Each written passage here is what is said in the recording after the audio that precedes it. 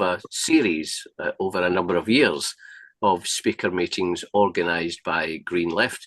Green Left, of course, being, well, I used to say the eco-socialist tendency in the Green Party.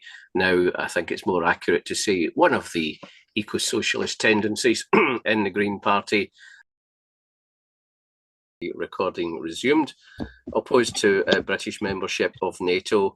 And then, of course, Putin invaded Ukraine, and in the eyes of many, that somehow changed the context, it changed the background of the discussion.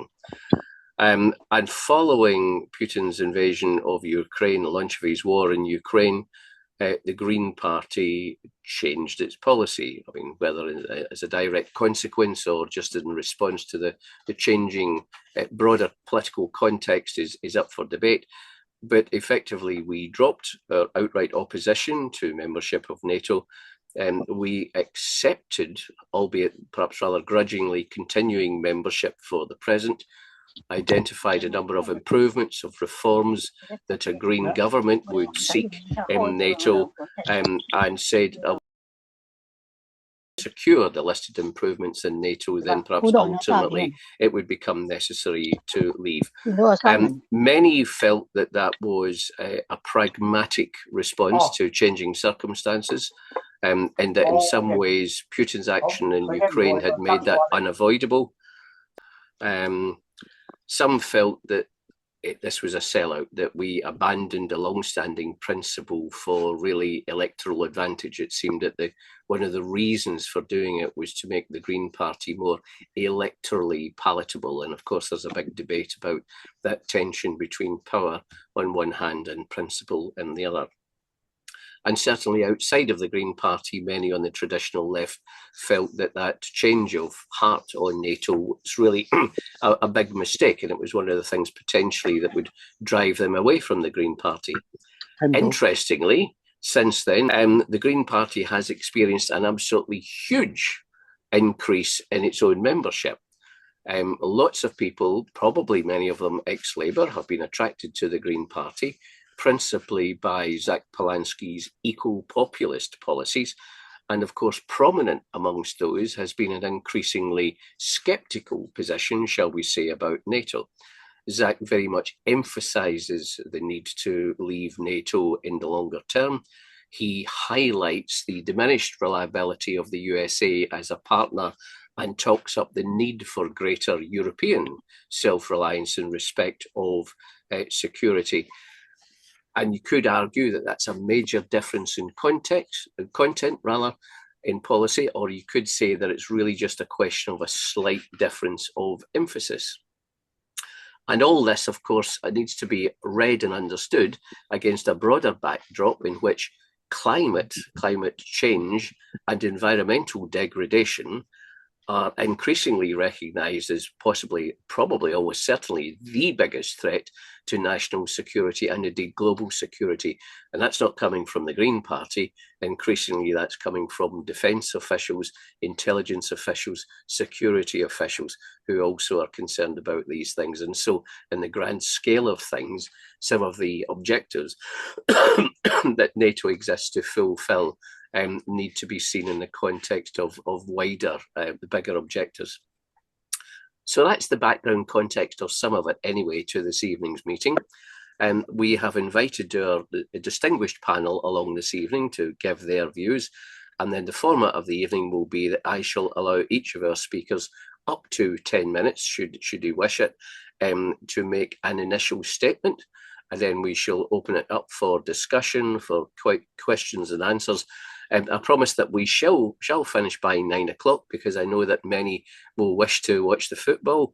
So we'll make sure that we have a good prompt finish.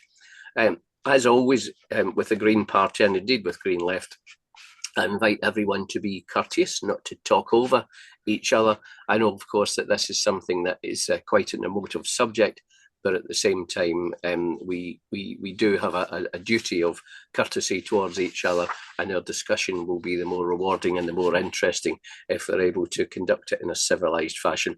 And as you have seen, if absolutely necessary, Pete has the power. We can bounce people out of the meeting, but I don't think we have anyone present who particularly wishes to disrupt proceedings. So we will move on now to our speakers.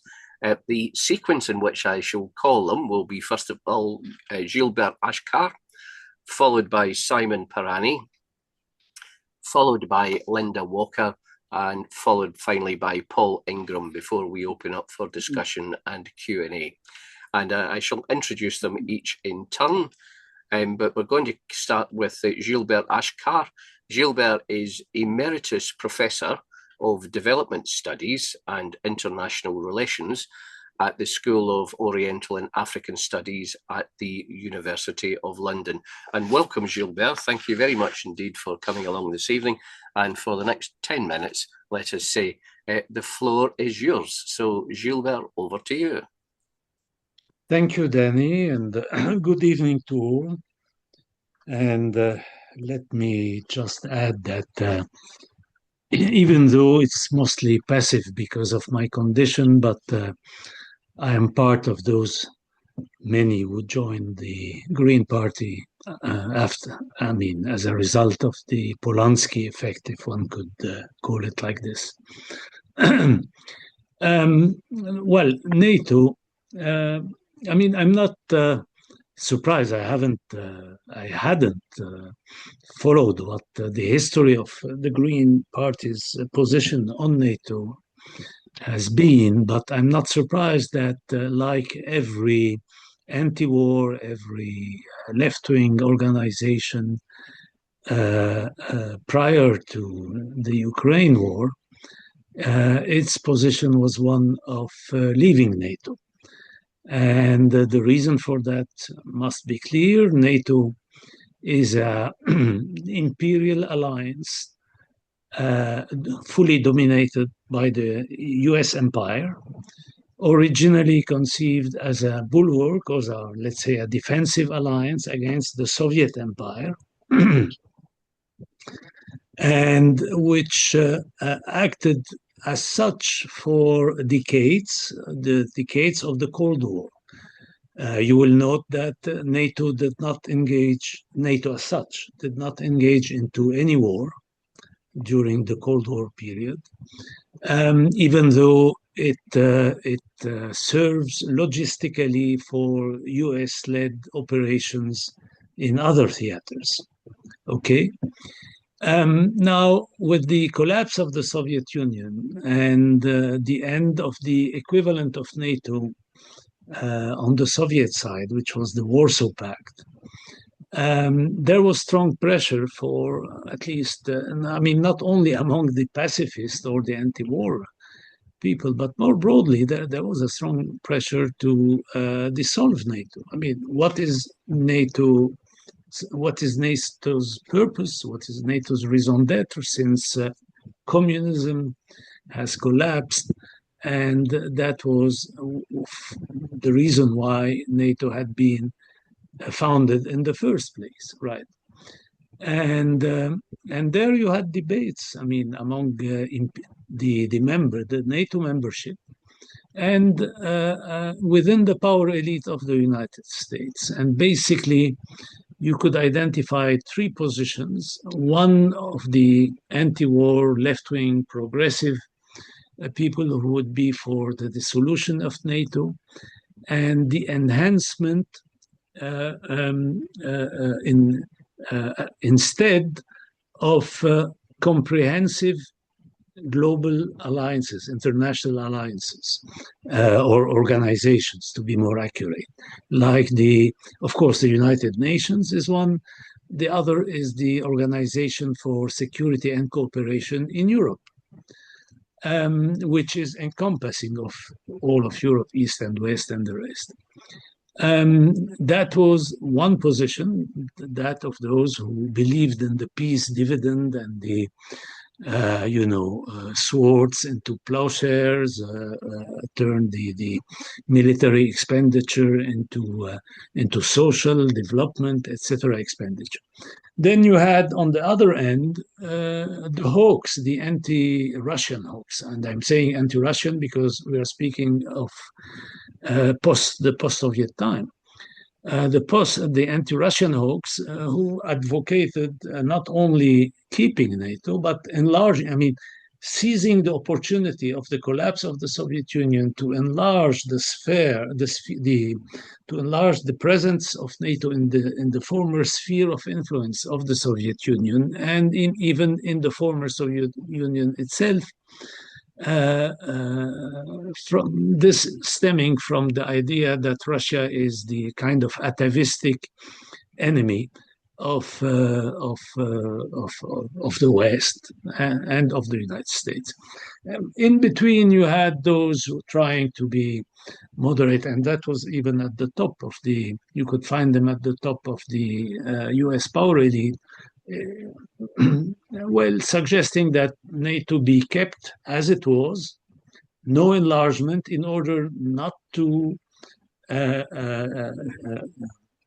be provocative towards the Russian and give them the impression that NATO is continuing because of hostility to them. And well, what prevailed, as you know well, is this propensity of the U.S. empire to expand. It is expansionist in nature. And some other calculations, like West Germany's calculation of domination in Eastern Europe. So by the late 90s, you had the three former Soviet bloc countries joining NATO: Poland, Hungary, and the Czech Republic. And then the next major enlargement of NATO comes after the invasion of Iraq by a United States that is in blatant violation of international law in order to impose its hegemony over the rest of the world. And this enlargement in 2004 includes several Eastern European countries, including Baltic states that are republics of the former Soviet Union. And of course, how do you want the Russian to feel about all this? Especially that it was made in contradiction with the assurances that they had been given at the time of Yeltsin after the collapse of the Soviet Union. And then the third, I would say, very important step in this regard is the George W. Bush administration, the very same people who invaded Iraq, scrapping some key detente or disarmament agreements, the ABM, the anti-missile treaty that existed at the time. It was scrapped unilaterally by Washington, and Washington pushed openly in 2008 for Ukraine and Georgia joining NATO. And that was for the Russians the red line. What made the Russian state, what pushed in some way the Russian state toward a very negative and aggressive position after having attempted in previous years to cozy up to the West and even to join the Western alliance. And mind you, this enlargement of NATO went along with a change, with a mutation in the character of NATO from a defensive alliance to an alliance involved in U.S. wars, in support of U.S. wars, like first the Kosovo War in 1999, which was also in violation of the UN Security Council and of international law because it circumvented the Security Council, and later Afghanistan and Iraq. So this organization is obviously what it is. It's a tool of the U.S. empire, essentially. And when Donald Trump shows so much contempt for that, it's not for the tool that he shows contempt. he is just blackmailing European states, European members of NATO, to have them pay much more and even, if possible, pay everything. I mean, to the benefit of the United States. And when he exerts pressure on NATO to increase very much its expenditure, he means by that increasing NATO countries' purchase of American weapons. So he works for the military-industrial complex in a very clear way. So this organization, Gilbert, one more minute, please. Okay, this organization is nothing any left-wing organization can support, and the invasion of Ukraine doesn't change anything. I mean, there has been an overblow of the strength of Russia, which very much reminds us what used to happen during the Cold War, when the Pentagon would exaggerate the Soviet power in order to increase its budget. So we have the same. You have all these statements by key figures explaining that within 5 years Russia will invade Europe. This is ridiculous. Russia has been stuck for 4 years not being able to invade Donbass. How do you want Russia to invade Europe? I mean, this is completely crazy. And the European members of NATO alone spend much more than Russia in terms of military budget. They don't need the United States. And this idea that Europe needs the United States for its protection is exactly time to start winding up, Gilbert. What US hegemony has been about. Thank you very much indeed. I do apologise for insisting on trying to keep to time, but we've got lots of people in the room and a number of contributions to get through, and of course the football for those of us who are English. There'll be the football at 9 o'clock. So thank you very much indeed, Gilbert. Some very thought-provoking remarks there and an interesting take on things, and I'm sure that will stimulate discussion later on. Meanwhile, we're going to move to the second of our invited panel, who is Simon Parani. And Simon is Honorary Professor in the School of Modern Languages and Cultures at the University of Durham. So welcome, Simon. Thank you very much for coming.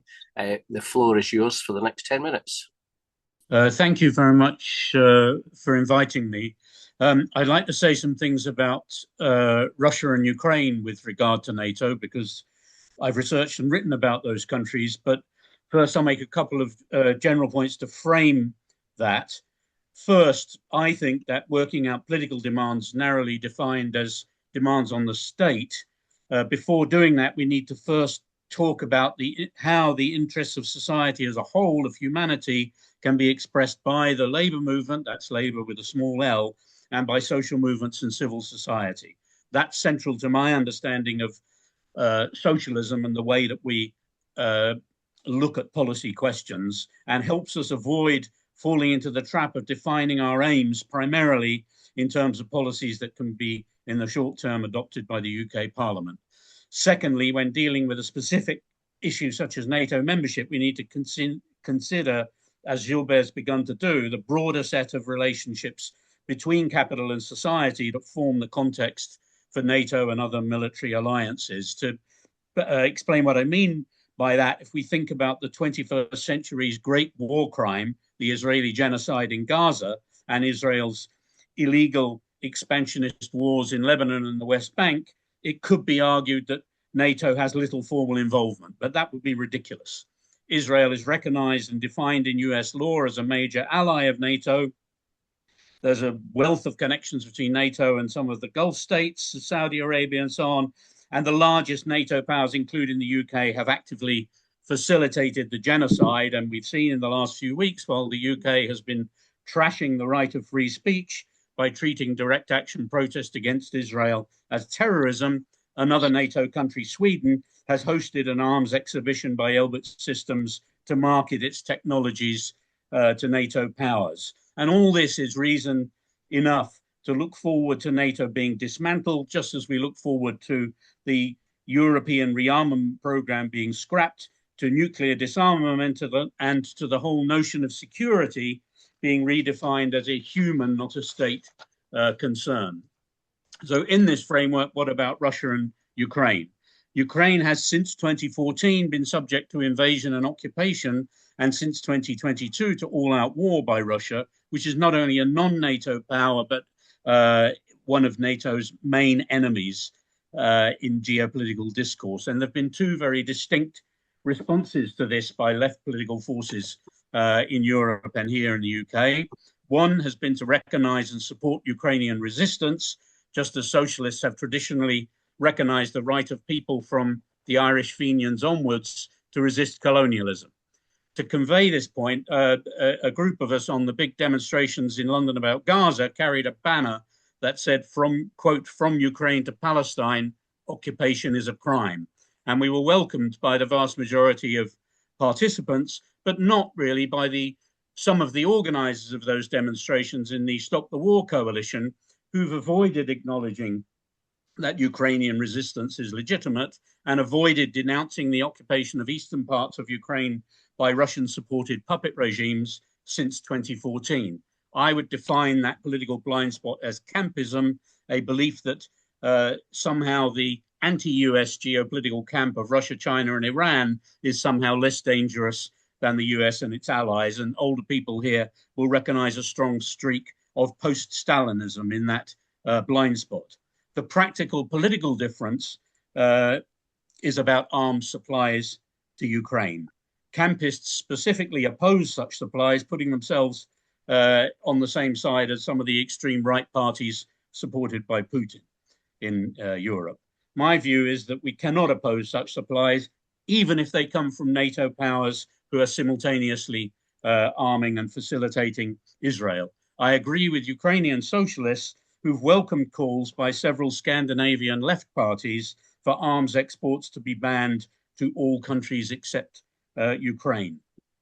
Now, I'd like to mention a couple of campist myths that have been used to justify this refusal to support Ukrainian resistance. One such myth is that Ukraine is fighting nothing more than a proxy war for NATO, and that NATO somehow is responsible for pushing Russia into invading Ukraine. In fact, NATO expansion in Eastern Europe from the 1990s was first directed at trying to control and then contain Russia, not to destroy it. And remember that the NATO powers fully supported Russia's bloodbath against Chechnya in the early 2000s. And even, as Gilbert's mentioned, was talking to Russia about joining NATO itself.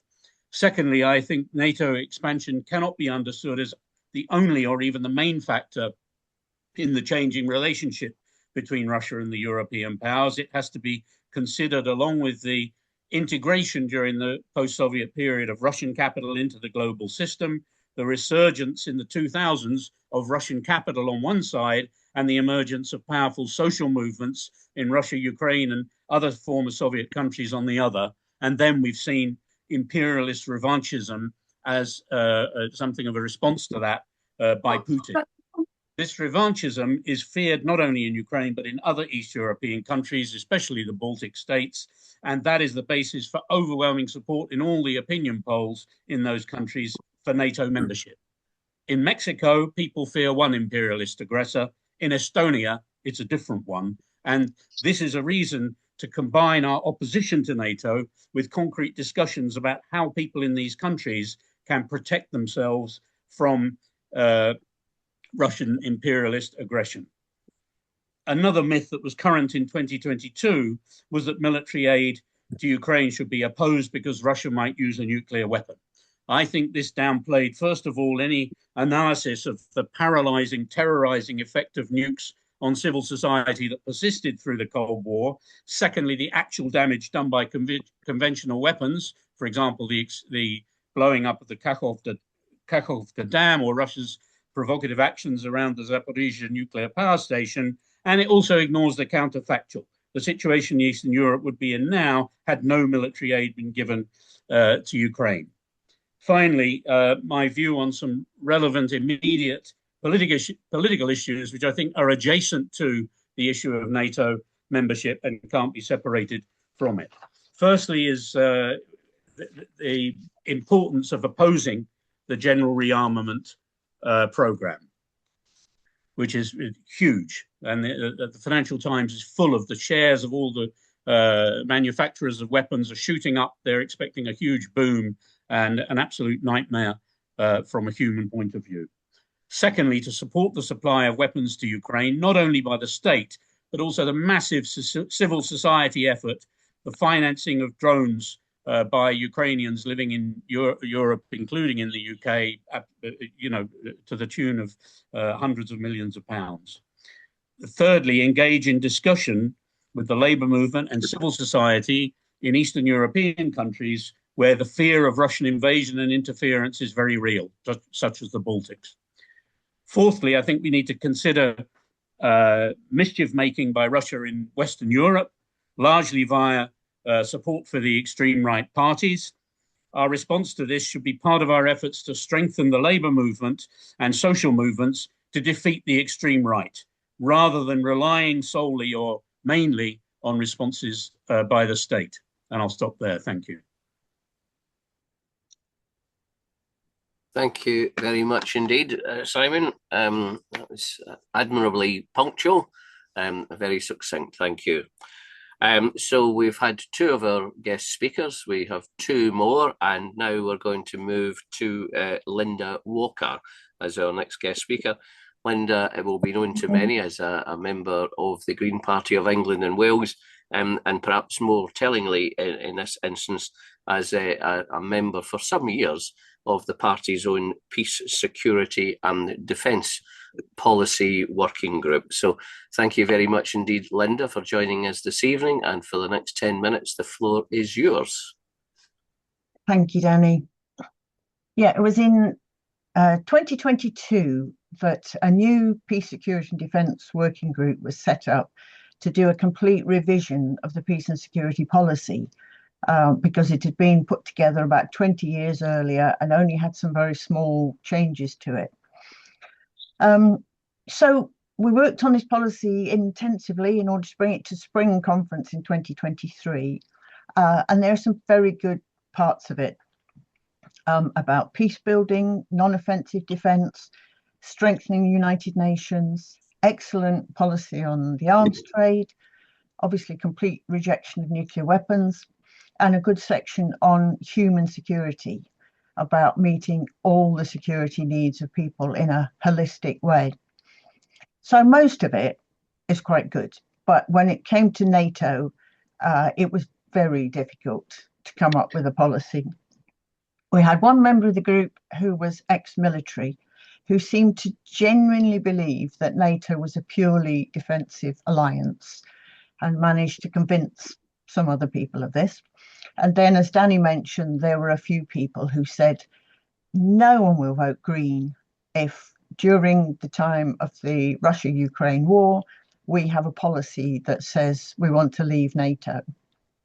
So we ended up with a complete dog's breakfast of a policy on NATO. And it starts by saying that NATO has an important role in ensuring the security of all its member states. So it starts with a really positive comment about NATO. And then it goes on to demand lots of reforms, including a guarantee of no first use of nuclear weapons, an end to minimum spending for member states, a commitment to no out-of-area operations, and a commitment to peace building. And we all know that NATO is never going to make any of those changes. So some people felt it was a nuanced policy, but really it was just totally confused. And as soon as it was passed, there was an article in Green Left to say Green Party now has a pro-NATO policy. So I wrote an article for Green Left, and I did an interview with Chris Jarvis and did an article for Green World saying, no, we haven't got a pro-NATO policy. We've got a policy where we would demand changes from NATO, which they're very unlikely to make, and which would then mean that a Green government would quite quickly come to the conclusion that it had to leave NATO. But it doesn't really wash with such a confused policy. I was on a platform with Lindsay German of Stop the War, and she could tear it to shreds, really. And as Danny mentioned, many people on the left over the last few years have said they couldn't join the Green Party whilst it was pro-NATO. So you can't amend a policy for 2 years after it's been passed.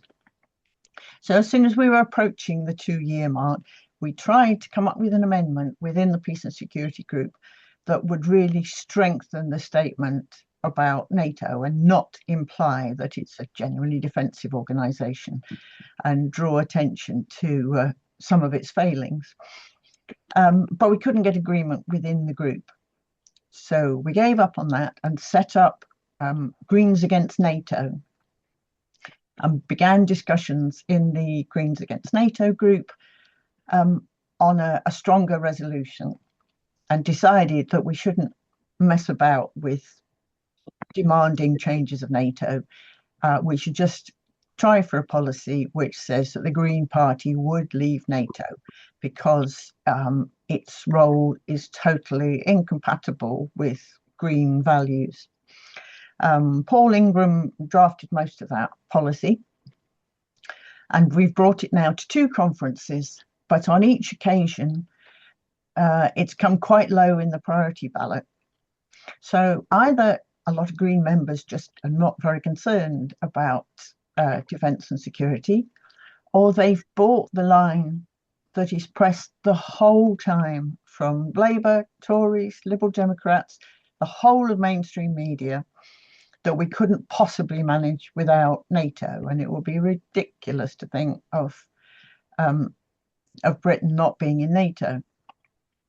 And one of the main arguments against us has been we can't leave NATO until we've got a proper alternative. And for us, the alternative was to develop common security, to develop the OSCE, whose annual budget is something like 2 hours of NATO spending, but to encourage partners in Europe to really move to putting efforts into the United Nations and into the OSCE. But what people wanted, what a lot of people in the party seemed to want, was a European security alliance, a European defence alliance. As Trump's behaviour has been so abominable in every possible way, most people in the party have realised that it is not safe to be so closely allied with the US, and it would be very good to separate from a US-led alliance. But they want to replace that with a really strong militarized Europe, a fortress Europe with very high defense spending and possibly similar attitudes to NATO, just without the US. So there was a resolution put forward called an evolution of peace and security policy. And that was what that one was about moving gradually away from NATO and replacing it with European defence. And we think that that would be a disaster for Green Party policy, to be for a highly militarised Europe spending vast amounts on defence. The biggest threat to this country, obviously, is from climate change. And so many people in the party now will have either seen the People's Emergency Briefing, or they'll either have seen the national briefing last year, or they'll locally have seen the People's Emergency Briefing. And the threats are so stark and so huge, and being tackling in such a huge way, that we cannot tackle climate change whilst we go on as we are. And as long as we're part of NATO, we have to spend a lot of money on the military. We have to get dragged into wars. And not only is the military doing incredible damage to the climate and the environment, but it's using up trillions of dollars that need to be put into meeting our real security needs. And it's causing such tensions and disputes between countries that there's no chance of us getting together to do the cooperative action that we need. So in every possible way, the current defence situation prevents us from tackling our greatest security threats.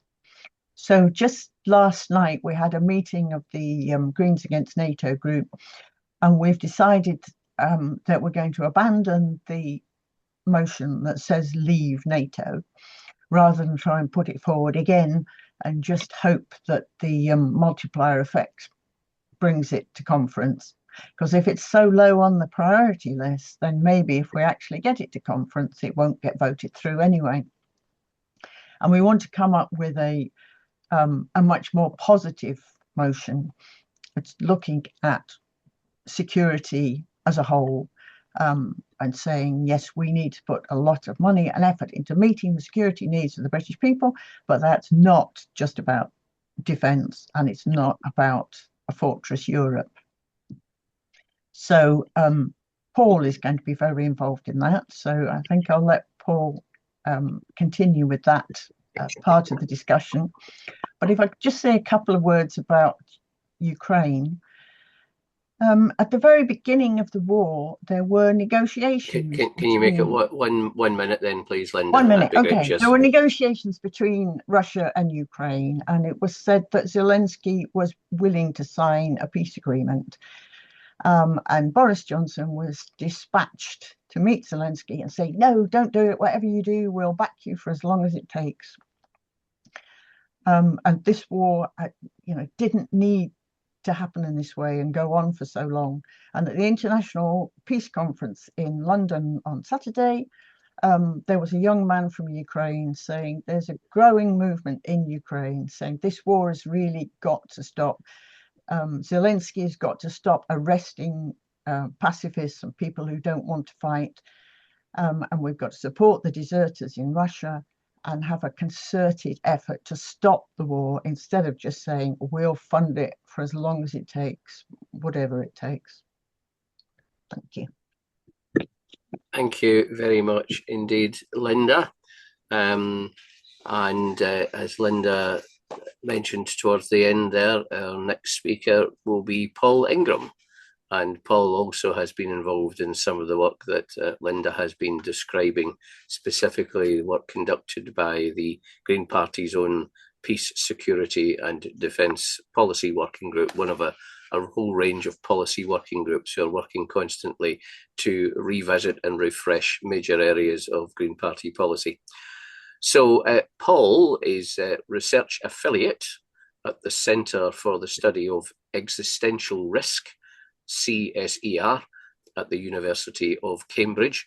He's a co-director of Global Stability Network and a former executive director of BASIC, BASIC. So welcome, Paul. Thank you for coming along this evening. And for the next 10 minutes, you have the floor. Over to you. Thanks, Danny. And that's a very difficult presentation to follow. I wanted to also say that I've been involved in the Green Party for 40 years, and with 2 previous rewrites of the defence policy. And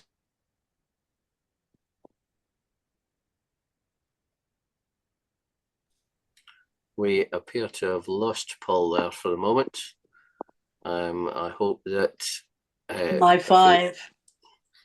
If we give it a moment or two, usually a connection will be re-established. So rather than change plan, which we could do, we could start some open discussion.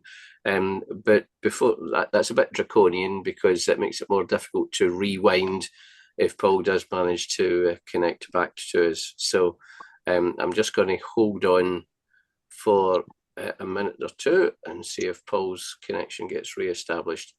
Paul, I take it you're unable to hear me. Okay, so he has now gone, which I take to be a good sign, because I think it means that he will realise and he'll reconnect. So I expect that he'll be with us again in a moment. Meanwhile, quite a lot of exchange of views about some of the contributions so far in the chat. Still waiting for Paul. I'll give him 1 more minute. If he doesn't succeed in connecting, then we shall go to the open part of the meeting and perhaps run with that for a few minutes until Paul is able to rejoin us. But I'm hoping that he will be back in just a minute. I mean, it may be that there's a power outage. Goodness knows, there must be lots of people running air conditioning units and things that will be drawing a lot of power from the grid, and everyone will be at home with their televisions on, watching the pre-match build-up. So, yeah, slightly unusual circumstances this evening. Right, no Paul. So what I'll do is, in a moment, I'll signal that we can embark upon the open part of the meeting, where everyone on the floor will have the opportunity to ask a question or to make a point, or both. And what I'll do is I might take 1 or 2 or 3 contributions in groups, and then I'll give our speakers the opportunity to respond to some of the questions and some of the points that are made. In an ideal world, when we get to that point, which I shall ask people to do, is to raise their Zoom hand, as I'm about to do. There's my Zoom hand up, and I'll lower my Zoom hand, and you can do that using the React cluster of features, typically at the bottom of your screen, depending on what kind of a device you have. Now, if for some reason you're unable to use your Zoom hand, then it's also acceptable to use your physical hand, as I'm doing here. And if for any reason, and for some of us it's not possible, if for any reason it's not possible to use either your Zoom hand or your physical hand, then voice will be permitted. That's to say, voice to track my attention, not voice to speak over other people. So I think I'm going to open the books now, and we'll take the first cluster of questions. So if anyone has a point that we'd like to contribute to the general discussion, or a question they'd like to raise, then please let me know. I can see Romaine signalled with a finger. Oh, no, okay, I misread that. So the first hand up is from Piers. Piers, would you like to unmute yourself and let us hear from you? Hi, this is a question for all the panelists. In a world after NATO or without NATO, do you expect that Britain's defence spending will need to go up as we become more self-reliant, or do you expect our own defence spending to stay flat or go down? Thank you. Thank you, Piers. Very straightforward question, and quite a tough one. And I guess it all comes down to whether you think that we are surrounded by threats that require a military response, or whether you think a security spend, more broadly construed, needs to go into tackling climate change. So is there a second question? There is one from Roy. So Roy, would you like to come off mute and ask your question?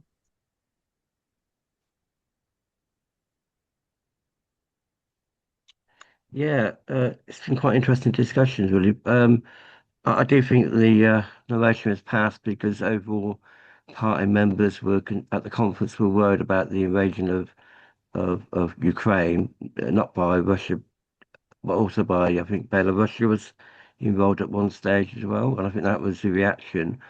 I think it's like an emotive, almost a knee-jerk reaction to that situation. I do think I'm a Marxist and a socialist, so I do argue for a class-based approach to defence, really. And so we're interested in what Linda was saying. I mean, are you suggesting like a standing army situation, or giving support to those people who are opposing government action? I mean, I went to Spain a couple of weeks ago to celebrate or remind people about the Spanish Civil War. And clearly what happened there, that, comrades from around the globe went to support workers fighting fascism there. Are we going to start developing our own ideas about who we're going to support in struggle? I was a bit concerned about the issue of the drones, collecting for drones, because obviously drones kill people where they land or don't land. Sometimes it's a factor, don't they?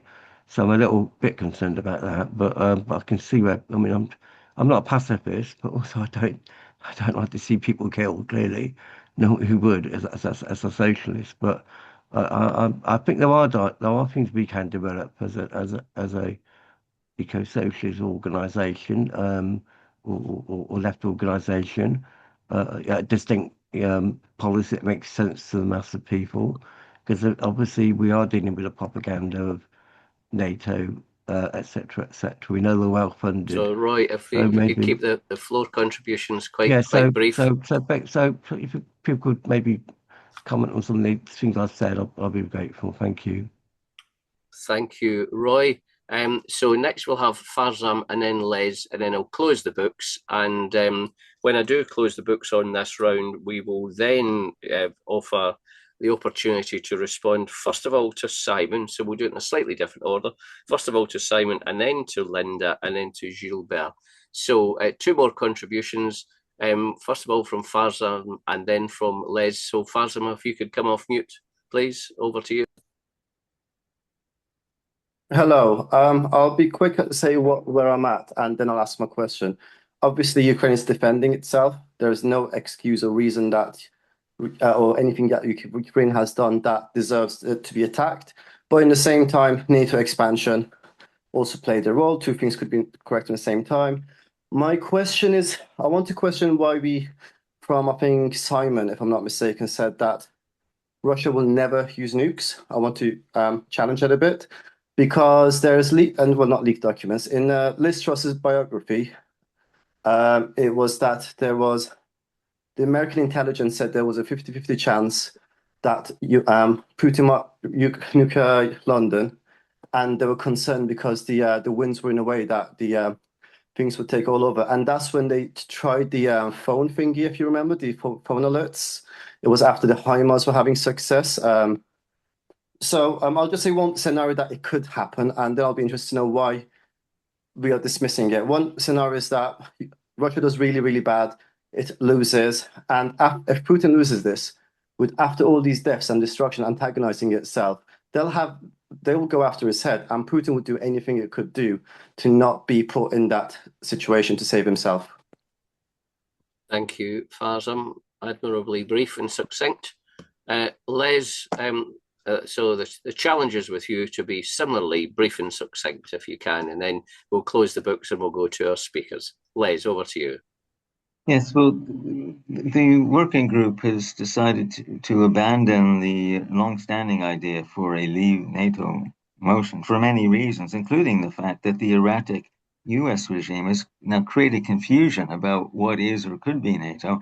And the main threat now seems to be European warmongers trying to create their own fantasy or real version of the warmongering organization that NATO always was. And this threat would gain much more support to oppose that threat than to say Britain should leave NATO, which really has little practical implications in the short term. So we want an anti-warmongering motion, which replaces the elite version of security or insecurity from a class perspective. In my view, as Roy said, that the language of national security has always conflated the people's security with the ruling elites' security for their foreign interests, especially British investments abroad, plunder of resources. And that has always been the aim of NATO, alongside the foreign policy of its members. So I want to ask, what kind of alternative phrases could express that difference in interest, for which we need security measures to protect us from the ruling elite, as well as from perhaps cyber warfare coming from some foreign powers? Thank you, Les. Especially neat and succinct also. So what I can happily report is that Paul has been able to rejoin us. But what we shall do, since we've queued up these questions and points, we shall do what I said a few minutes ago we shall do. We shall allow Simon and then Linda and then Gilbert, let us say 2 minutes each, to respond to some or all of the points that have been raised. So Piers was asking about whether or not we would expect, with NATO or no NATO, that our defence expenditure would increase or decrease over time. Roy was wondering about, this idea of a standing army directed at Linda, or the ability to choose where we might go to war and which interests we might choose to defend. Farzam was asking about Russia and nuclear weapons and the credibility of the claim that Russia would never deploy its nuclear weapons. And then Les drawing attention to the fact that where wars are prosecuted in our interests, frequently it's in the interests of those who rule over us and who own the concentrated wealth of the country. How can we be protected from them, and how can we highlight this distinction in the interests being truly defended from those reportedly being defended in the language that we use? So first of all, I'll give 2 minutes to Simon, please. Yeah, thank you. First point is about Johnson and Zelensky. I think it's a myth that Johnson, it would endow him with the most incredible powers, that the Bucha massacre just having happened and the entire Ukrainian population, as well as Ukrainian politicians, seeking an answer to the question of security guarantees, which Ukraine received in 1994, and the invasion trampled all over. It strains belief that a politician as garrulous as Boris Johnson could come and wreck all this by having a few words with Zelensky. I don't believe that's the way the world works. Another point coming out of Linda's, what Linda said, I think I've been very, very impressed by the conversation between Green and Social Democratic parties in Scandinavia. And I think if the Green Party is reconsidering its policy and how to deal with this issue of NATO, it's really useful to refer to that. I haven't got it on this computer, which I'm in right now, but I'll certainly forward it to you. I think there's been some really, really interesting conversations there. Third, I mentioned about drones. Drones kill people, it's been said, and that is absolutely true, and I don't take it lightly. But there's a reason why my middle-class Ukrainian friends here in southeast London, one of them has given up his job and has driven numerous vehicles to Lviv and left them there with medical equipment and money for drones. I'm not romanticizing this. It's not a game, it's a war, it's horrible. But Ukrainians have to do something to defend themselves. And what I was saying is that there's a massive civil society effort, as well as the activity of the Ukrainian army, which is supported by NATO powers. And the last point is about nukes. My point was not that Russia will never use nukes, because, we can't say never. My point was that I think the danger of Russia pressing the button was exaggerated in 2022 by people who wanted to argue that this was a reason not to supply weapons to Ukraine. I think the best security guarantees that Ukraine has had so far, unfortunately, I became a pacifist when I was a teenager. Unfortunately, Ukrainian friends say the security guarantees have been the ability of the Ukrainian army to stop the Russian advance. And that's been the most reliable. Wind up, please, Simon. That's it. Thank you very much indeed. Next to Linda, please. Well, I think I'd like to speak mostly about the defence spending angle. Definitely, we need to spend less on defence. The whole notion that we might be invaded by Russia or seriously attacked by Russia, as Gilbert said, is completely ridiculous, and it's being discussed so seriously by so many politicians and ex-military people. Russia is bogged down trying to take over a relatively small part of Ukraine. It's just bonkers to think that they're going to come storming across Europe. And a big part of our defence spending is obviously on Trident, on the whole nuclear programme. So that's got to go to begin with, which would save a lot of money. And then a lot of the stuff we're spending money on is really out of date. Aircraft carriers now, in the age of drones, it's it's balmy to be spending a fortune on aircraft carriers, which are just too vulnerable. We certainly shouldn't be buying F-35A jets, which could carry US nuclear bombs. We need to talk to people, very much as Zach has done, about the cost of living and all the people's real needs, and get them to see that to make people secure, we need to meet their basic needs so they can go to hospital when they need to, their kids have got a good school, they've got somewhere decent to live. To tackle climate, which is our biggest threat, to look at future pandemics. There are so many threats to our security, and the military threat from Russia is the least of them, in my view. So we definitely need to spend less. It seems to be what everybody is saying now. We need to cut the welfare budget to spend more on weapons, and that is just completely insane. We need to take money from the rich, as only the Green Party amongst the political parties are demanding. We need to take a lot of money as wealth taxes, and from the super rich and the huge companies which are polluting the planet. Redistribution of wealth is absolutely crucial for world security. As Paul Rogers always says, there's three main threats to our future. Sorry, Linda, if you could start winding up, please. Yeah. Nuclear war, climate chaos, and massive global insecurity. And we have to tackle all those three things together. Thank you very much, Linda. Final response from our speaker before we give Paul the opportunity to make his opening remarks. We go over to Gilbert, please. You're on mute, Gilbert. Yes, thank you. First, I mean, I was among the very first on the radical left to support Ukraine's right to get weapons from whichever source is available, including NATO countries, right? But I connected this to two things. First, the emphasis on defensive weapons, and because that's the right, and secondly,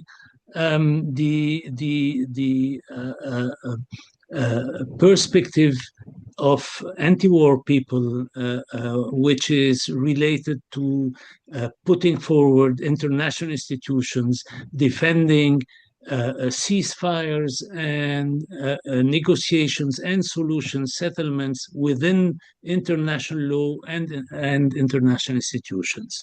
That wasn't done by a big part of the pro-Ukraine left. I'm not mentioning the Stop the War people and such things. And this led, in some cases, like Paul Mason, probably the most prominent among them, into a total drift in pro-NATO policies.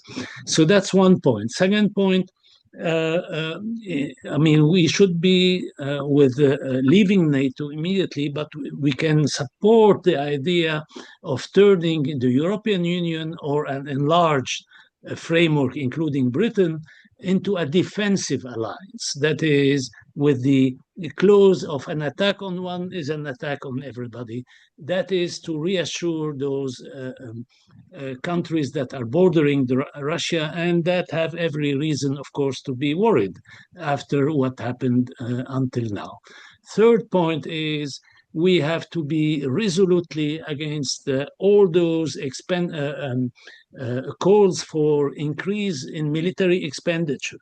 We have to reject that very vehemently, and I would say that the correct position on that has been defined not by Green Party members or anyone, but by 50 Nobel Prizes in natural sciences who issued, it was 3 or 4 years ago, an international call. If we can start winding up, please. Yes, an international call for synchronized disarmament. We call every country on earth through the United Nations to reduce their military expenditure every year by, say, 2%, 3%, whatever it is. And the huge money that this would represent should go to the fight against climate change and poverty and other social issues. Thank you very much. So thank you to all the contributions there, for those who asked the questions, made the points, and to our speakers for responding. Now I think we have the opportunity to hear from Paul. So Paul, just before you were cut off last time, I think you were referring to the preceding statement, which was from Linda. You said it was a difficult one to follow, and just at that point, I think the line dropped. So we had nothing beyond that. So that's just to frame things, let you know where you are. If you would like to resume from there, 10 minutes, the floor is yours. Thank you. Well, it demonstrates it's a difficult thing to follow because I was cut off, so I failed. So I'm going to try and keep this brief because I think it's really important that we hear from as many people as possible, and I don't want to be formal about this. What I want to say is that my perspective is that the Green Party has a particular role to play. It's different from the role that I've played professionally. I have organised roundtables and seminars inside NATO headquarters, several of them. I've organised events across the Baltic states and Eastern Europe to talk about nuclear deterrence issues. But what I've been trying to do is to draw people and elites within NATO into a more constructive engagement. This is not the role of the Green Party. The Green Party is to articulate a vision of how it can be really different. And I think that's what we need to be thinking about. What is it that we are articulating to the people of England and Wales in elections that says the Green Party has a vision that things can be very different because they're broken. It's quite clear that they're broken now. And thinking about, we need to defend Ukraine against Russia because the Russians are really bad. And whereas I think honestly that this comes out of a broken system as a whole.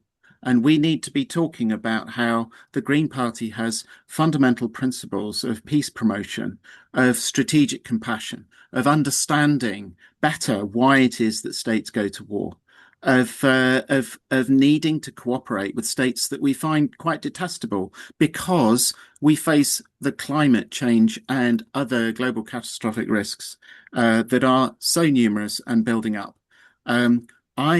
When I go to Moscow or when I go to Beijing and I talk to people there, I find plenty of people who are deeply worried and concerned about these other global catastrophic risks inside the security establishment. And there are definitely dialogues to be had that are not being had and particularly because the Europeans have decided that the best way of engaging with Russia is not to engage. And to confront. So whether it's the Non-Proliferation Treaty Review Conference or climate change talks or handling biological weapon systems, whatever, there is no conversation now. There's no diplomacy. The diplomats in Geneva are not working right now. It's completely disastrous, and the consequences go far beyond the situation in Ukraine. As a party, we need to be shouting about this from the rooftops. Security is not about military capabilities. It is about human security. It is about the relationships between states, and it is about tackling global catastrophic risk. This is the first responsibility of government, not building up a massive military capability, but in ensuring human security of their citizens. And they're not doing it. Now, when it comes to military alliances, it's been said this evening, I've heard it a lot before, if not NATO, then we need to build an alternative European military alliance. Alliances look very attractive from the inside. They look attractive because it means that you don't have to spend as much individually because you're pooling your resources, that you have these fears of other countries. But, the alliance structure, as much as it creates a sense of security for those within it, it creates a sense of insecurity for those outside. In the classic security dilemma, better known as arms racing. Alliances are protection rackets. They are about domination, particularly when there is a more powerful country.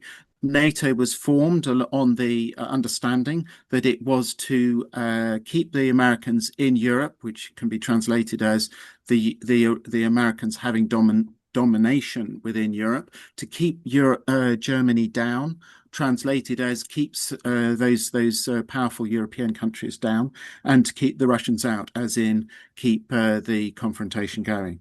NATO has been deeply problematic, and it is about working to US interests, and it still is today. I mean, I've had people from the British elite come to me because I am seen as knowledgeable in nuclear weapons issues, asking how can Britain move away from the US and retain its nuclear arsenal? And the answer is there is no way, because we are so deeply intertwined with the Americans that we're going to have to start now to unintertwine. And that requires us not to just try and reinvent where we're at, but to ask the fundamental questions about what security really means.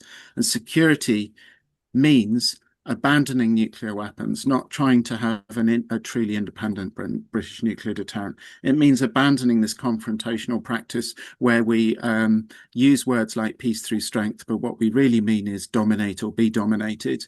And that will continue to drive conflict, which is bad enough as in itself and deeply damaging, but also undermines the capacity of the international community to tackle the real crises that we have to cooperate to tackle.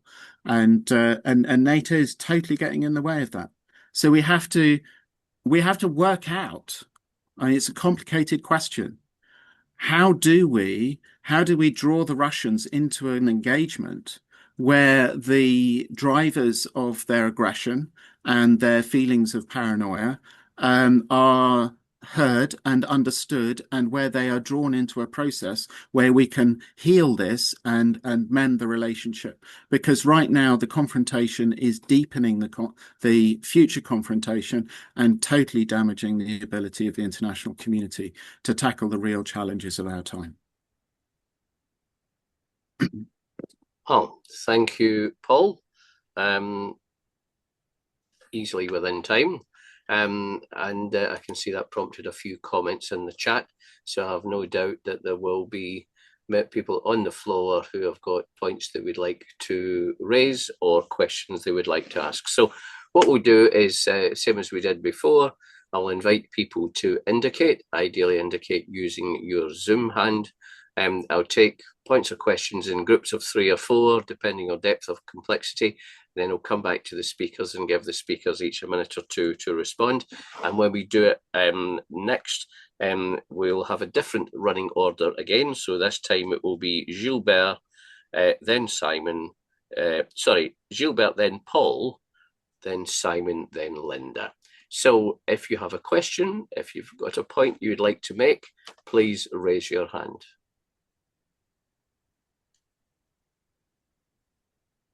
That's interesting. No one's putting their hand up. I'm sure there must be. Yeah, we have Piers once again. Piers, over to you. Hi. Thanks, Paul, for the speech. My question again is to everyone. Danny talked about it a little bit earlier, but we are currently under daily attacks by the Russian state in terms of cyber warfare. So they're hacking our schools, they're hacking our supermarkets, they're hacking our logistics centers. These things are not currently dealt with by the Department of Defense, as far as I know, or they should be. My question is, as we shift away from kinetic warfare and towards cyber warfare, should Britain put money aside for cyber defense? And what would that look like? And could it be a national, or would it have to be an international defense cooperation? Yeah, thanks. Yeah, as Duncan says in the chat, excellent question, Piers. Thank you very much indeed for that. Someone has said, what do the speakers think of the contributions of the other speakers? I mean, there's all sorts of things coming up in the chat. It's difficult to follow it all, but I see we have another question or point from Ash, so I'm going to go straight to Ash. Oh yeah, thanks so much. I'll be as quick as I can. So I think in the last century, it's kind of a general question, so apologies in advance. in the last century, on the build up to conflicts between I guess peoples, and also in this century, we've seen a big driver of these conflicts being kind of nationalist ideologies, like nationalism driving conflicts between national states, nationalists driving conflicts between areas within those states, the idea of secession, the idea of dividing along ethnic and religious and ideological lines. The thing that I have noticed as a kind of general, I guess, trend over the last since we've hit the 21st century is this idea of nationalist division hasn't necessarily left us.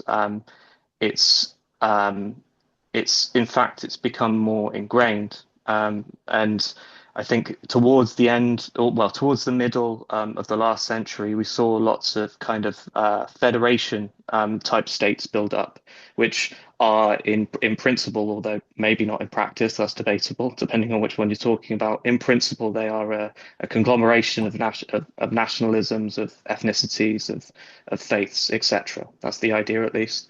And that kind of seemed like some kind of shining light to kind of solve the problem of nationalism, if you will. Towards the end of the 20th century, we saw kind of the end of that project, and it's going down in flames now, as more kind of federations seem to be moving further and further apart along national lines. I'm just wondering, and this is very relevant when we're talking about Ukraine, right? We're talking about the Donbass region, we're talking about Russia and the Russian Federation, we're talking about like post-Soviet Eastern Europe. I'm wondering. I'm wondering what everyone thinks that ideological kind of sticking point of nationalism holds in store for us globally in the future, and what role Britain has to play in that as a former imperial power. Thank you, Ash. So we've got two questions there, one from Piers about cyber warfare and the need or otherwise for expenditure in developing cyber defences, and the other one from Ash, which is about what do we deal with the problem of nationalism and the tendency for people to identify perhaps with ethnic or national groups and to begin to other those who are not part of the same group, and the way that which that underpins and fuels conflicts. I also noticed it's not actually phrased as a question, but there was a contribution in the chat whilst Paul was speaking from one contributor who perhaps wouldn't wish me to draw attention, so I won't mention the name, but this contributor is saying that the idea that diplomacy and dialogue had not been attempted with Russia was not really a valid claim, and clearly there's a difference of opinion there as to whether sincere, legitimate attempts to enter into dialogue with Russia have been made or not. So that's perhaps something that the speakers could also pick up. So given those 3 points, as I said previously, I'm now on this occasion inviting people to comment on 1, 2 or 3 of those, depending on your interest, for 2 minutes, please. And first of all, I said we'd go to Gilbert, then Paul, then Simon, and then Linda. So for 2 minutes, perhaps Gilbert, if we could go to you for your response to some of those points and questions, please.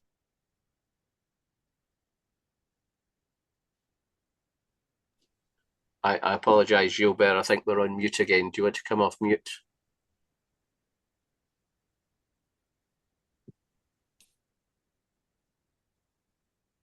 Yes, sorry again.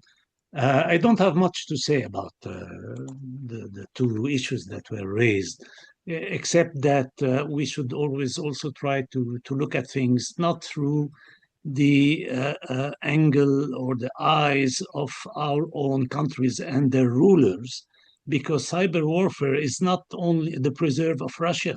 nor is it the preserve of China. I mean, any belief that Western countries are not engaged in this is very naive, you know, and that's the impression that Western countries or our governments try to give. But anyway, that's a different discussion.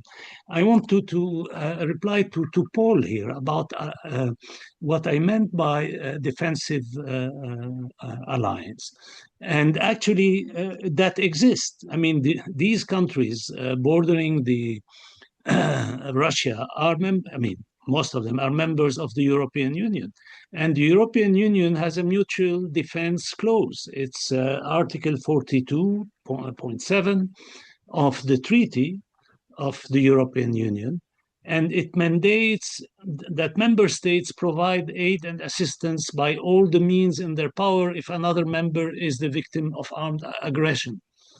I have nothing against this specific thing because it's not related to any automatic move as in NATO, nor is it related to a structure like is the case of NATO. So this kind, I mean, I'm not going to campaign for the abolition of this clause, for instance. So I don't think there is a problem here. There is a difference between organizational military alliances and such treaties. And to be frank, any discussion with a left-wing person from a country bordering Russia makes you completely, I mean, you find yourself without arguments if they tell you about how they feel things and their need for protection. But so here again, you can refer them to this alliance, and I don't see that as something negative. Thank you very much, Gilbert. And on the same set of points or questions, next we go to Paul, please.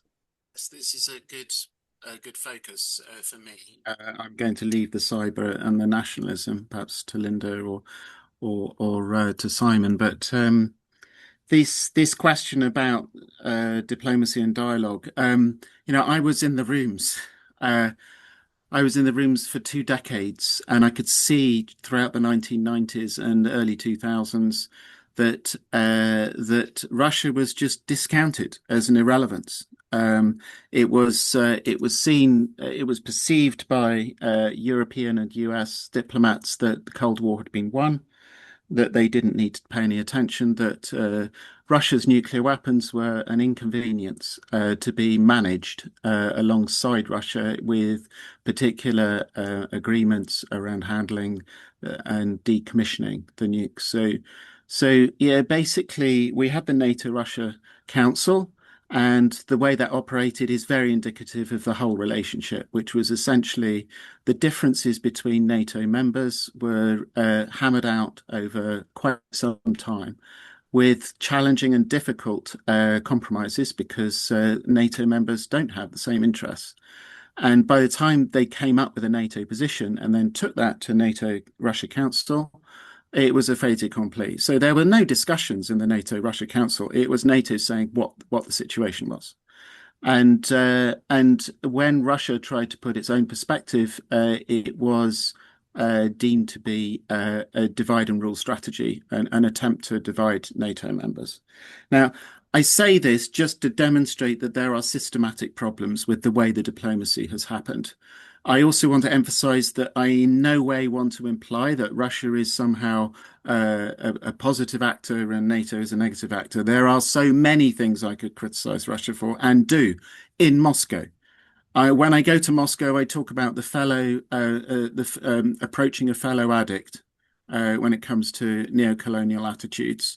And we have to work with each other to overcome those addictions as societies. It goes straight through our societies, this colonial attitude, and it's just as bad, if not worse, in Russia in certain parts of it. I don't for a second defend Russian actions, but there is something systemic in the way that we have contributed to the problem, and we need to change that. And that's what the Green Party needs to be saying. It needs to be pointing to the systemic drivers of confrontation and the systemic essential need for our collective survival to cooperate with Russia, even though we find them distasteful. Thank you, Paul. Next, we're going to go to Simon. Yeah, thanks. There's a debate about approaches, or perhaps a philosophical debate which is underlying this. I don't agree with you, Paul, when you said in your initial talk that security is the first responsibility of governments. You might think it should be. I might think it should be, but it isn't. I have perhaps some people might call it traditional kind of approach to what I think governments are doing, rooted in Marxism. I think governments are kind of doing what's best for capital. That's not a nice fact about the world, but that's where we are. And I think to understand the relationship of the Western governments with Russia, you have to put it in that framework. I mean, of course, there was a huge tradition left over from the Cold War of smart aleck diplomats from the US, the UK, and all sorts of other places who thought that Russia was finished and they could go and trample all over it, and that certainly. But there's also a Russia story, which is the recovery of the economy after the absolute disaster of the 1990s. The resurgence of that economy, and then the crash of 2008. Russia was an oil exporter. Suddenly the crash did its economy a huge amount of damage, and all the other former Soviet economies, and suddenly Putin's looking for something else. And then all his instincts coming out of the security forces of a revival of Russian empire come to the fore in policy. And I don't think you can understand it without looking at those economic dynamics as well. And then you see a resurgence of Russian nationalism. And this perhaps touches on Ash's point about nationalism. Yes, we're a recovering addict. Well, not very recovering. If you read the newspapers today, an artist getting her work suppressed because it dares to suggest that Churchill had something to do with the Bengal famine. I mean, Christ almighty, bring back the young people in Bristol who threw that statue in the river. Good for them. But we see a huge resurgence of Russian nationalism. And to separate what's gone on in Ukraine from that, I think, is a false version of the causes of the invasion. These horrible puppet dictatorships regime, it's all supposed to be about Russian-speaking Ukrainians. What Russia did was to impose these horrible fascistic dictatorships on Donetsk and Lugansk from 2014. They managed to clear out half the population of those areas, kidnap children, suppress trade unions, suppress civil society. No wonder the Russians in the Ukrainians in the other Russian-speaking areas, when they came in 2022 to Kherson, Zaporizhia, and so on, thought that we're not having this. And of course, the resistance was initially exactly from those populations of those Russian-speaking areas. So, if you could start winding up, please, Simon. That nationalism, I think, is very firmly rooted in the economic changes, the disastrous impact of the 2008 crisis, and so on. Thank you very much indeed. And to complete this round, we'll have a couple of minutes, please, from Linda. Linda, over to you. Well, we could go into the American-supported coup in Ukraine, but I won't go into that at this point. When Paul said that security is the first responsibility of a government, I don't think he meant that that is how our government or other governments are behaving, but they keep telling us that defense is the first responsibility. And it's not military defense. Obviously, their responsibility should be to keep their people safe in every way possible. And I think that's something the Green Party should be saying. Because if people think we're weak on defense, we need to get people to understand that we're not. We're talking about security, which is a much bigger issue than defense, and we're very strong on security. And the fact that governments don't take it seriously, and a green government would. Cyber attacks, I don't know very much about cyber warfare. I know in our current policy, it says that we would never use aggressive cyber warfare to attack civilian infrastructure and harm civilians. And there is an amendment to try and strengthen our cyber policy. And as for nationalism and othering people, clearly that's happening here all the time, with asylum seekers, refugees, the whole Muslim population. And we've got a government that has not resisted it. Instead of totally refuting what the far right is saying, they've just tacked to the right and created a much worse situation with such a divided society.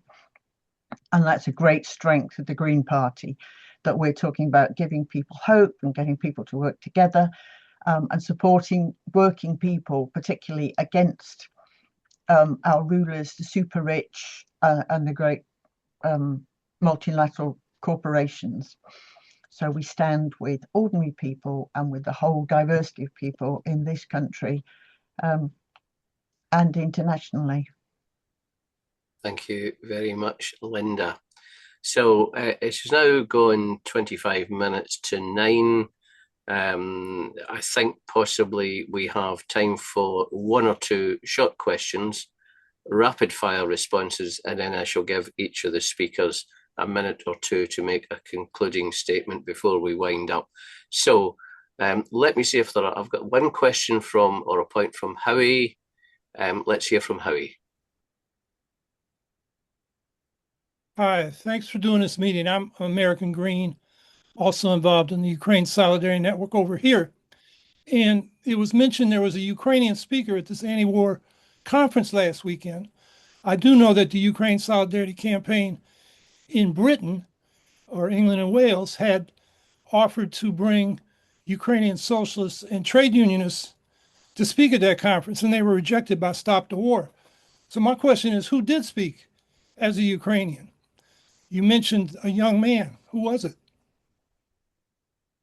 For clarity, Howie, I'm not sure. I think the speaker was suggesting that they met with a young man, not necessarily that the young man involved was a platform speaker. But no. Let me not answer on someone else's behalf. Let's go to the source. So who was it who referred to that was meeting? Me. Linda. Yes, he was a platform speaker. They had on the platform together.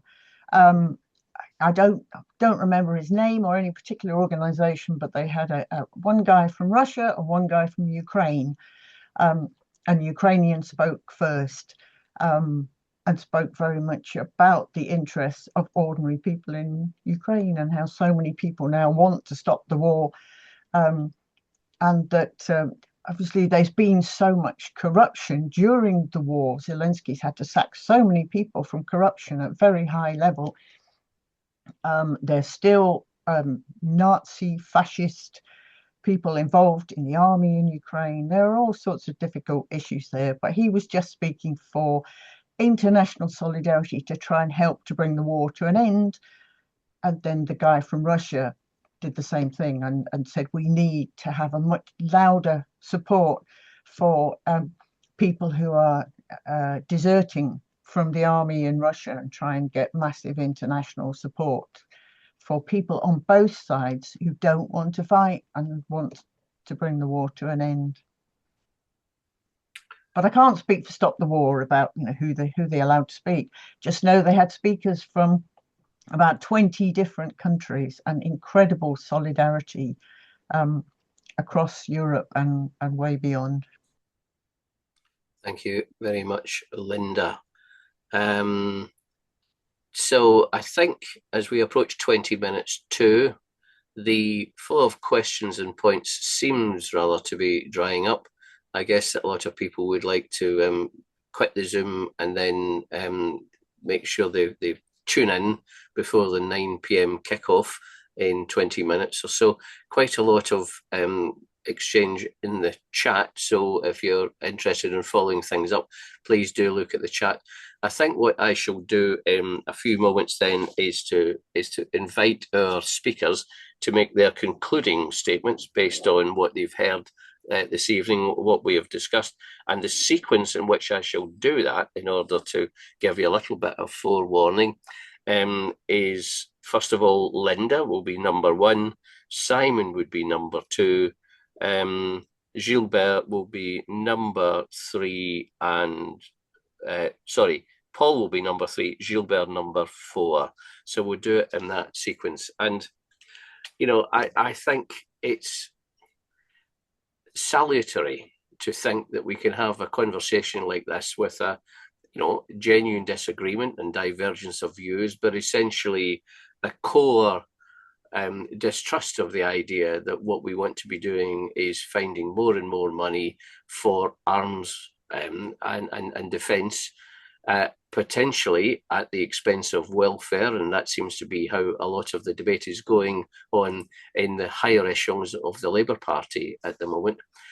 And at the same time, I have this profound awareness of the extreme difficulty in presenting the kind of case that we might eventually settle on amongst us all to a populace that currently is being fed a regular diet of news in which it is somehow a badge of shame that our ministers of defence, our prime ministers, our Chancellor of the Exchequer and other senior personnel are somehow incapable of coming up overnight with the defence investment plan. It was scheduled for earlier in the year. It was supposed to happen last week, next week. Now it's going to be sometime later in the year. And a clear plan that ratchets up the proportion of GDP that we spend on defence and armaments from 3% to 3.5% up to 5% over a relatively short space of time, in alignment with all the other major countries of Western Europe. Everyone's becoming obsessed with us. Everyone's bought the story that the biggest challenge that we all face is coming from Russia, it's coming from China, it's coming, and at the same time, we're increasingly aware of our inability to depend on the USA as a reliable partner or reliable ally any longer. We seem to operate in an environment where it becomes increasingly difficult, not increasingly easy, to sell our story. And, you know, we as a Green Party and those of us who are present at this meeting who are not in the Green Party also share the responsibility of somehow breaking through that and helping people to understand that the real priority is the real risks, and the real risks are climate change and environmental degradation and mass global inequality. And at the same time that, you know, defence alliances and trident and increasing levels of expenditure on building machines of war is not ultimately the answer to secure anything in the long term for anyone. So that was really me busking for a little bit to give our speakers an opportunity to think about their closing remarks. I hope I've busked long enough. And first of all, then I shall invite Linda to give us a concluding thoughts. Linda. Thanks, Danny. Well, I'd just like to encourage everybody to look out for the motion that hopefully will be on the conference agenda forum within the next week. We haven't quite come up with a title for it yet, but it'll be something really positive around real security. And it'll be about meeting our real security needs and how NATO is not compatible with doing that, but something like that. But it'll be framed in a positive way about the positive things we need to do rather than the negative leave NATO, which we had before. So I'd encourage you all to have a look, put up some suggestions in the run up to July the 9th. Maybe put your name to it when it's finalised if you'd be happy to support it, and then please put it high on the priority ballot so we can get it discussed, because we need some more guidance for our MPs about what our foreign defence and security policy should be. So we need an official change in our policy. Thank you very much, Linda. Next on the list to sum up is Simon. So over to you, Simon. Yeah, thank you, Danny. Just a point of fact. There was a report in the Socialist Worker, which was very much involved in the conference on Saturday, saying that the two speakers from Ukraine and Russia were Alexei Sakhnin and Igor Romachuk. I suspect that I don't know Igor Romachuk. I suspect that's a wrong spelling. Romanchuk is a much more likely spelling of a Russian or Ukrainian name. I've never heard of anybody called Romachuk. But what I do know is that Alexei Sakhnin, who's named as being Ukrainian, speaking from the Peace from Below organization, which does have Ukrainian and Russian members both. He is Russian. I mean, I know him. And he took a very pro-Russian stand from 2014 through to 2022. And then, like some people coming out of the sort of official Communist Party tradition, did shift his position in 2022 to a so-called pacifist one. But what I would say is that the idea that these are two equal sides, that the level of state suppression of protest in Ukraine is in any way comparable to what's going on in Russia is just utterly ridiculous. And I think that we should all be very clear on this. There are human rights abuses in Ukraine. I've followed that quite carefully. The treatment of people who are considered to be collaborators in the eastern areas is extremely problematic.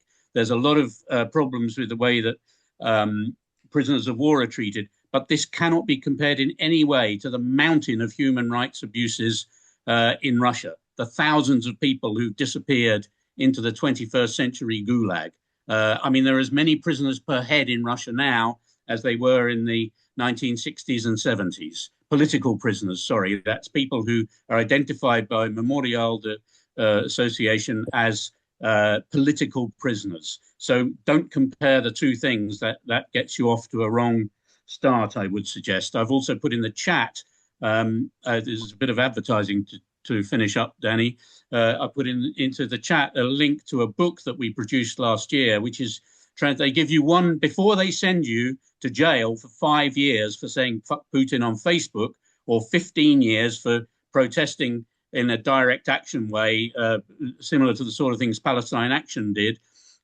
Before they send you away, they give you one right, and that's the right to the last word in court. And we've translated a lot of these last words from these very brave Russian anti-war protesters, and I hope you'll look. It's free. You can download the PDF for free. So thanks very much. I think it's been a very useful discussion.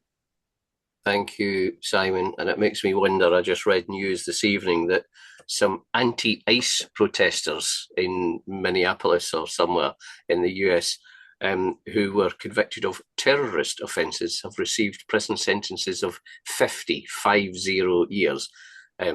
Absolutely astounding. So, you know, when we make these inter-country comparisons, it's also worth bearing in mind that for perspective. Next on the list, we've got Paul and then Gilbert. So, Paul, your opportunity to wind up.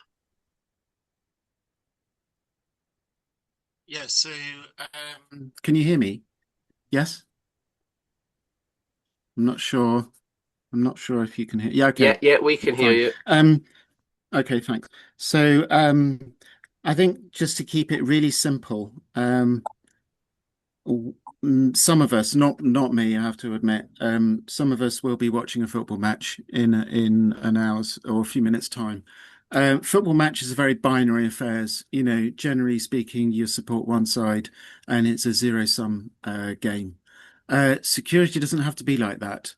But so often we treat it like a football match, and we try very quickly to make one side wrong and the other side right, when actually what's happening is that we all, capitalists, imperialists, so-called communists, socialists, all sorts of people with all sorts of titles and countries engage in this continual theatre of the absurd and confrontation. And we as the Green Party need to be advocating a complete break with that conflict cycle. And that's urgent, and it needs to happen now, and it means that we need to be actually burying our prejudices, understanding the complexities that are involved here, and stop pointing the finger at one side and saying they are to blame for everything, because we are all contributing to this mess, and we have to look at ourselves and our own government's actions here just as much as we do other governments on other sides of the world, because it is in doing that we often fall into these colonialist mindsets. So yeah, I go to Russia to confront the Russians about their attachment to colonialism, but I do so with humility, recognizing that we in the UK have played an incredibly negative part over the last century. Thank you, Paul. And finally, been waiting patiently, the opportunity to make closing remarks for Gilbert, please. Yes, thank you again. That was indeed an interesting and useful discussion. I think it showed consensus on what we came to discuss in the first place, which is the issue of leaving NATO. I felt that there is a consensus on that. I wouldn't be in support of any watering down of a position on this issue. I mean, it should be very straightforward. And to that, I want to add the issue that to me is probably the most dangerous drive of our governments nowadays, which is the drive to increase tremendously military expenditure.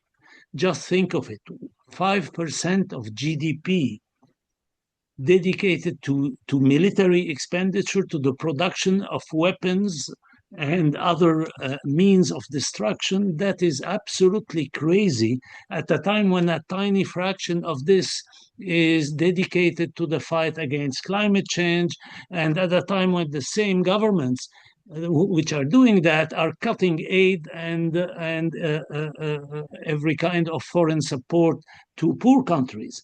So we have to be very strict on that. This is, I mean, for a Green Party, this should be a key axis. And I would call, and if Green Left needs information on that, I'm here for Danny. We should put forward a motion supporting the call by Nobel Peace Prizes for synchronized disarmament. We have to this is the only positive alternative we can offer to the idea of this increase in military expenditure. Synchronized global disarmament, it's an idea that exists since the late 19th century, and it is very, very topical, I would say, today. Thank you very much, Gilbert. And with that, at 7 minutes to 9, all that remains is for me, first of all, to thank all of our speakers very much indeed for coming along and giving us of their time and energies to explore this topic with us. We are in your debt and we greatly appreciate your efforts. Thank you all, each of you. I wish to thank all of you for coming along and supporting the meeting and taking the time out to show an interest in this topic, and do follow the work being done by Linda and the others on the group in the first agenda forum for the October conference. The first agenda forum will be, well, I think it's open now, and you look out for contributions appearing there in the coming weeks. We are Green Left. We are one of the eco-socialist tendencies in the Green Party. If you're interested in the work of Green Left, then please simply Google Green Left and follow one of the links to the Green Left blog, where you can see details of the current committee, the constitution, the history of the organisation, and there is some information on how to join us. Membership is open only to members of the Green Party of England and Wales. As Simon says, sorry, I was just reading Simon's comment in the chat. He has an unusual name, so if anyone has any questions that they would like to direct specifically to him, and I'm sure the same goes for our other contributors, you can Google them, find their contact details, and pass on questions if you're interested in further information from any of them. Meanwhile, thank you all very much indeed for coming. We run these meetings 2 or 3 times a year. Watch out for the next one, which will be on a different topic. We don't yet know quite which. Do look up Green Left. Think about joining us if you're interested. And I look forward to bumping into some of you, at least, at one or other forthcoming Green Party conference. Thanks all for coming. Good night and bye.